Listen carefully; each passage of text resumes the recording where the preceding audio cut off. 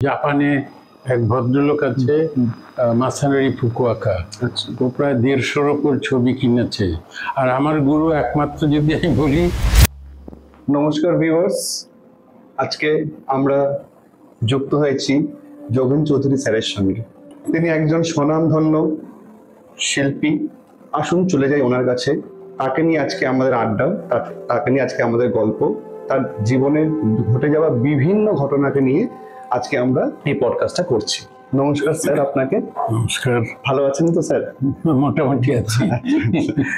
ভালো থাকলেই ভালো স্যার। আমরা আপনার জার্নির ব্যাপারে একটু জানবো আজকে। আপনার তো জন্ম ওপার বাংলায় হয়েছে।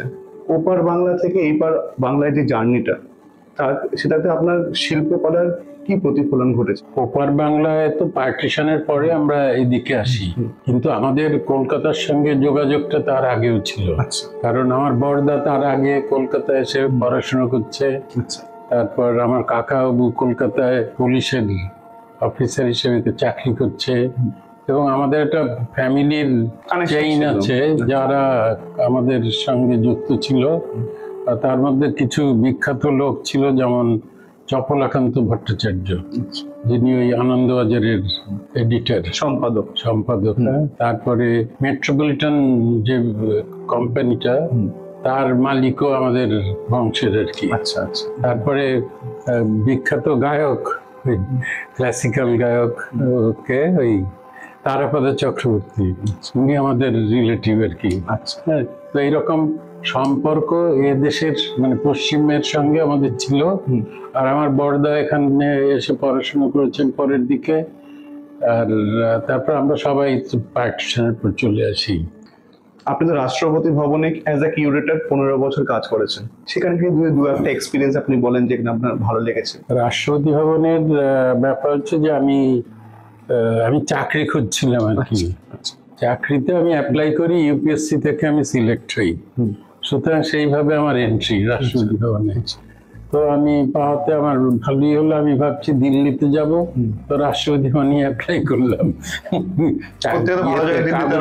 কাগজে বেরিয়েছিল যেরকম কিউরেটরের পোস্ট আছে।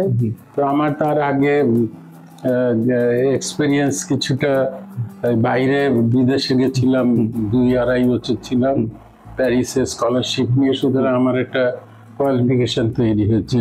ছবি আঁকার অ্যাক্টিভিটির প্রচুর এক্সিবিশন ইত্যাদি শুরু করেছিলাম, সেইগুলো রয়েছে। তো সেই সব কারণে আমি ইন্টারভিউ দিয়ে চাকরিটা পেয়ে গেলাম। চাকরি পাওয়াতে রাষ্ট্রপতি ভবনের অভিজ্ঞতাটাও আমাকে খুব হেল্প করেছে, কারণ সেখানে একটা মেজর ইনস্টিটিউশন, সেখানে নানান রকম অ্যাক্টিভিটির মধ্যে এমন সব থাকে যেটা আমরা বাইরে সমস্ত জবের মধ্যে সেটা থাকে না। সেটা বলতে গেলে আবার দীর্ঘ এক্সপিরিয়েন্স মানে সব বিখ্যাত লোকেরা আসতো। তাদের আমার কাজ ছিল, কিউরেটোরিয়াল কাজ ছিল, যে আমি ওই জিনিসপত্রগুলো ঠিক রাখতাম আর কি। অর্থাৎ ওখানকার কালেকশন তো, তাতে কয়েক হাজার মানে আর্ট অবজেক্টস আছে ওখানে, নানা রকম মানে পুরোনো দিনের পটস, ব্রিটিশ টাইমের, তারপরে পেইন্টিংস, ব্রিটিশ টাইমের হেকি তার পেইন্টিং ছিল ওখানে, সেইগুলো রক্ষণাবেক্ষণ করা। আমি যখন গেছি তখন ব্রিটিশ টাইমের সমস্ত ওই গভর্নর জেনারেলদের ছবিগুলো, তখনও এদের সব পেইন্টিংস ওখানে ছিল। বড় বড় সেই ব্যাংকোয়েট হল যেটা বলে, যেখানে খাবার হতো, যখন বিদেশি যারা বাইরে অতিথি আসতো তাদের খাবারের যে বন্দোবস্ত হতো, তাতে প্রায় ২০-২২ জন বা ৫০ জন লোক বসতে পারে এরকম জায়গা ছিল। সেইখানে চারদিকে বড় বড় ওয়ালে সব আমাদের প্রথম দিকটায় ব্রিটিশদের ছবিগুলোই ছিল। তারপরে অশোক মিত্র, যিনি আর্টের উপর লিখেছেন, আইসিএস অশোক মিত্র এসে সেই ছবিগুলো ওখান থেকে হাটিয়ে দিল। খুব যুক্তিসঙ্গত, কারণ আমরা স্বাধীন হয়েছি, তারপরেও কেন ছবিগুলো ছিল। তখন আমরা ওই ডিসিশনটা নিতে পারি না, উনি সেক্রেটারি হয়ে এসেছিলেন, তো তখন ওইগুলো আমাকে অর্ডার করে আর কি, যে এগুলো আটকে দাও। তো আমি সেইগুলোকে আবার, নিচে একটা হল ছিল, তার নাম ছিল মার্বেল হল। মার্বেল হলটা ধুলো ময়লা পড়েছিল আর কি, তার মধ্যে কিছু কিছু ইন্টারেস্টিং পুরোনো দিনের কাজ ছিল ব্রিটিশ টাইমের। তার মধ্যে একটা কাজ ছিল ভিক্টোরিয়া, মহারানী ভিক্টোরিয়ার আর্লি করোনেশনের টাইমের একটা সুন্দর ছবি ছিল, অল্প বয়সের ওনার। হ্যাঁ, উনি বোধহয় 16 বছর না কত বছর বয়সে করোনেশন হয়েছিল, সেই ছবিটা ওখানে ছিল। প্লাস ব্রিটিশ টাইমের যত ছবি ছিল, আমি ওই জায়গাটা ক্লিন করে সেই মার্বেল হলটাকে সব ছবি আমরা ওইখানে নিয়ে আসলাম আর কি। ওইখানে একটা আলাদা ডিসপ্লের জায়গা হলো একদম। তো আর এদিকে সমস্ত জায়গাটা তো বিরাট, মানে একদিক থেকে আরেক দিক হাঁটতে গেলে প্রায় 10 মিনিট লেগে যাবে। সেটা মানে নর্থ টু সাউথ, মানে সাউথ একটা দিক হচ্ছে নর্থ। গার্ডেনটাও তো খুব সুন্দর, হ্যাঁ, রাষ্ট্রপতি ভবনের গার্ডেনটাও তো মুঘল গার্ডেন নাকি, মুঘল গার্ডেন, ওটাও খুব সুন্দর, সুন্দর। হ্যাঁ, আমি গেছি একবার। ওটা ডিজাইন করা ওই মোগলদের মতো ডিজাইন করে করে, গ্রাস একদিকে গ্রাস আর একদিকে পায়ে চলার পথ, এরকম। আচ্ছা, আরেকটা প্রশ্ন আমাদের খুব জানতে ইচ্ছা করছে, আপনার যে বিদেশে যে আপনি বিভিন্ন জায়গায় কাজ করেছেন বা শিল্পকলার যে প্রতিফলনগুলো দেখিয়েছেন, তো সেইটার কিছু এক্সপিরিয়েন্স আমরা জানতে পারি? এক্সপিরিয়েন্স তো আমার কাছে বড় এক্সপিরিয়েন্স হচ্ছে কাজটা আমি যখন করি। হ্যাঁ, প্রদর্শনীটা বড় নয়, সুতরাং কাজটাতে যখন আমি কাজ করি সেই সময় আমার মানে ইনভলভমেন্টটা বেশি থাকে। তারপর অনেক লোক হয়তো এখান থেকে নিয়ে গেছে। আমি জাপানে এক ভদ্রলোক আছে, মাসানারি ফুকুওকা, ও প্রায় 150-র উপর ছবি কিনেছে, এক এক করে কিনেছে আর কি সবটাই। ওটা একটা মিউজিয়াম, একটা মিউজিয়াম করেছে তাই দিয়ে। আচ্ছা, তারপর আর একটা মিউজিয়াম আছে আমেরিকাতে, সেটা হচ্ছে ওই পিবডি এসেক্স মিউজিয়াম। হারউইটস বলে এক ভদ্রলোক ছিল, সে প্রায় 50টার মতো ছবি কিনেছিল। কেনার পরে সে অ্যাক্সিডেন্টে মারা যায়, কিন্তু তার আগেই সে তার ছেলেকে কিছু কাজ দিয়ে দিয়েছিল, সেই কাজটা আছে। আর বাকি কিছুটা কাজ একটা মিউজিয়ামে দিয়ে দিয়েছে। ওখানে ওই আমেরিকাতে আছে পিবডি এসেক্স মিউজিয়াম, সেখানে অর্ধেকটা আছে, আর ছেলে অর্ধেকটা বিক্রি করে পয়সা পেয়েছে। সেই সব এইভাবে বাইরে বিদেশে আমার ছবি কিছু দিয়েছে, যেগুলো ইম্পর্টেন্ট জায়গায় আর কি। সেটা আপনি এখনো কি বিদেশ যাত্রা করেন? যাবো একটা প্ল্যান আছে, দেখছি। একবার প্যারিসে যাওয়ার খুব ইচ্ছে, ওখানে তো অনেকদিন ছিলাম প্যারিসে স্কলারশিপ নিয়ে। প্যারিস শহরটা আর্টিস্টদের জন্য কেমন? আর্টেরই শহর, একদমই তাই। কারণ পৃথিবীর কতগুলো শহর আছে যেগুলো আর্টের সঙ্গে খুব ঘনিষ্ঠ যুক্ত। প্যারিস আছে, তারপর ইটালির ফ্লোরেন্স,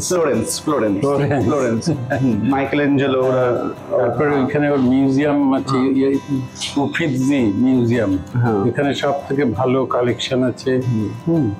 তো সেই কারণে আমি ওখানকার প্রায় সমস্ত দেশগুলো ঘুরেছি ওয়েস্টের। তো সেইখানে প্রত্যেক মিউজিয়ামগুলো, হল্যান্ডের আমস্টারডামের মিউজিয়ামটাও খুব ভালো।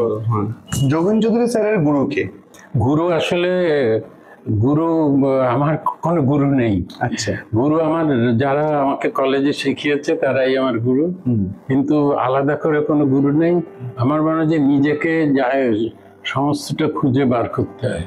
আচ্ছা, আমি ওইটাতে বিশ্বাস করি। নিশ্চয়ই। হ্যাঁ, ওই যে আমি কোনো ডিপেন্ড করিনি কারোর উপরে, যে আমাকে শিখিয়ে দেবে শিখাবে তা না। আর আমার গুরু একমাত্র যদি আমি বলি রবীন্দ্রনাথ। কারণ আমি রবীন্দ্রনাথের রবীন্দ্রনাথের সেই ছেলেবেলার পড়ি, আমি যখন স্কুলে রবীন্দ্রনাথের ছেলেবেলা লেখা আছে না ছোটবেলার কথা, সেই সব লেখা বই, এবং সেইটা আমি তখন ক্লাস 10-এ পড়ি, সেই সময় থেকে পড়ে যাচ্ছি। সুতরাং আর রবীন্দ্রনাথের প্রতি আমার আন্ডারস্ট্যান্ডিংটা তখনই তৈরি হচ্ছে, কারণ আমরা নানা রকম ক্লাব এইসব করতাম পাড়ায়। আপনার ফেভারিট রবীন্দ্রসঙ্গীত কোনটা? কত কত বড় বিস্কিট হচ্ছে একটা বলে মনে না, একদমই সেটা তো ঠিকই। আপনার ফেমাস আর্ট ফর্ম হচ্ছে গিয়ে ক্রস হ্যাচ।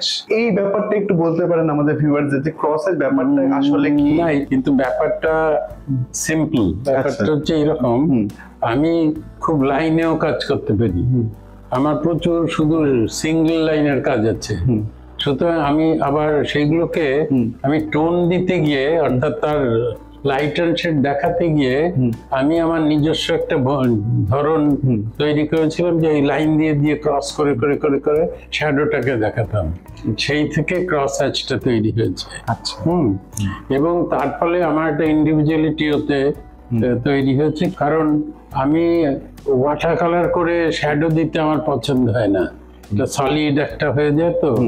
কিন্তু ক্রস হ্যাচের মধ্যে প্রতিটি লাইনটা নিজের সেন্সিবল হাতের থেকে আসে তো, সেইটাতে অনেক বেশি সেন্সিটিভ হয়।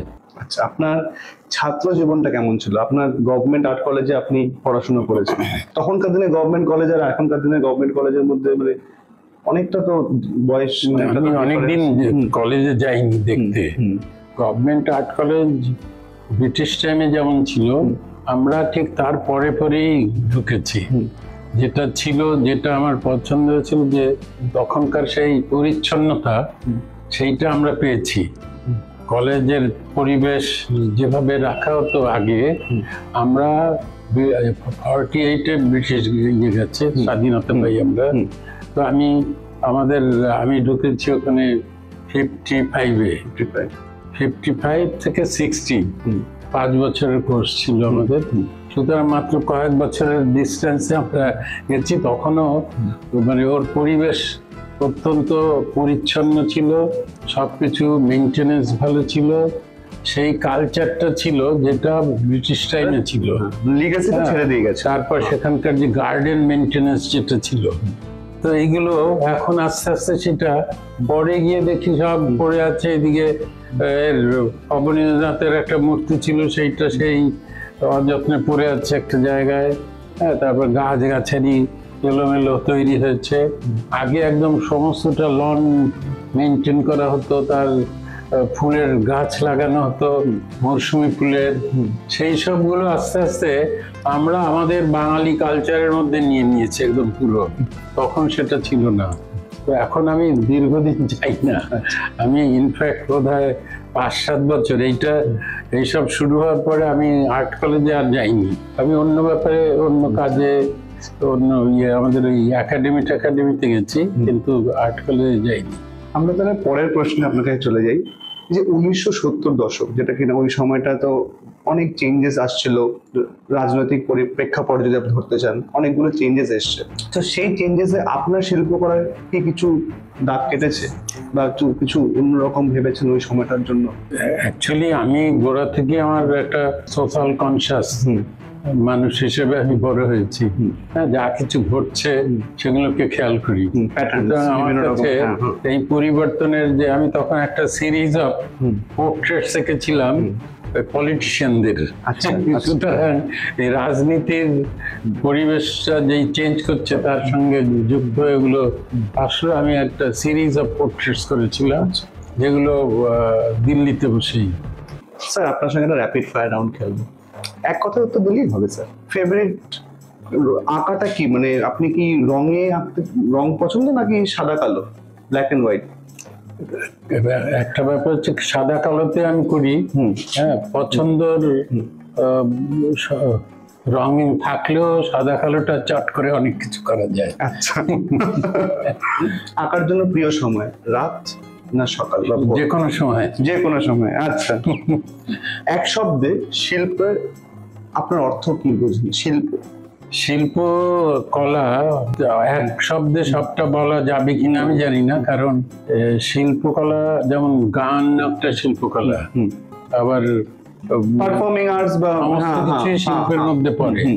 শিল্পকলা এটা হচ্ছে সৃষ্টি করা কিছু, তার মধ্যে দিয়ে শিল্প কলা সৃষ্টি, ভাব প্রকাশ করা, সৃষ্টি এবং সৌন্দর্য, তাকে আটকে রাখা। রবীন্দ্রনাথ না জীবনানন্দ? রবীন্দ্রনাথ। আচ্ছা, যদি শিল্পী না হতেন তাহলে কি হতেন? শিল্পী না হতে কর্মী হতাম। এক জায়গায় যেখানে আপনি চুপচাপ বসে আসতে পারেন, এমন একটা জায়গা। তো আমার নিজের স্টুডিও, সবসময় ওখানেই শান্তি পায়। ওখানটায় মন দিতে পারি। আপনার জীবনের মন্ত্র? মন্ত্র মানুষের ভালো করা, করলেন। আর আমি কাউকে ডিসিট করি না। আর দুই হচ্ছে আমি মানুষকে ভালোবাসি ইন জেনারেল। তাদের মানে সমস্ত দোষ গুণ দেখেও আমি মানুষকে বুঝি যে এই অবস্থা।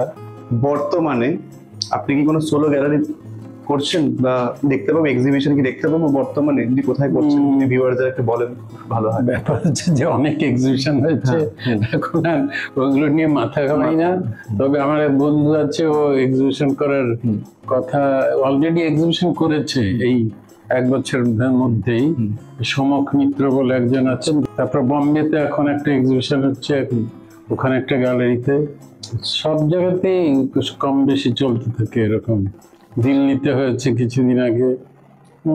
যারা নতুন শিল্পী হিসাবে বা আর্টিস্ট হিসাবে আসতে চাইছেন, পড়াশোনা করতে চাইছেন, তাদের জন্য যদি কিছু বলেন, নতুনদের আপনি কিভাবে অনুপ্রেরণা দিতে চান? অ্যাকচুয়ালি এইগুলো গায়ের জোরে কাউকে কিচ্ছু করা যাবে না, এগুলো ভেতর থেকে আসে। ভেতরে একজনের মধ্যে যে অনুপ্রেরণা বা তার যে আন্ডারস্ট্যান্ডিং, এইটা সঠিক হওয়া দরকার, তার থেকেই সে গড়ে ওঠে। কিন্তু আমরা গায়ের জোরে কিছু করতে পারবো না বাইরে থেকে। আপনার সঙ্গে কথা বলে খুব ভালো লাগলো স্যার, খুব ভালো থাকবেন। আজকে আমরা নান্দনিক আনন্দে পরিপূর্ণতা লাভ করলাম। ধন্যবাদ সবাইকে।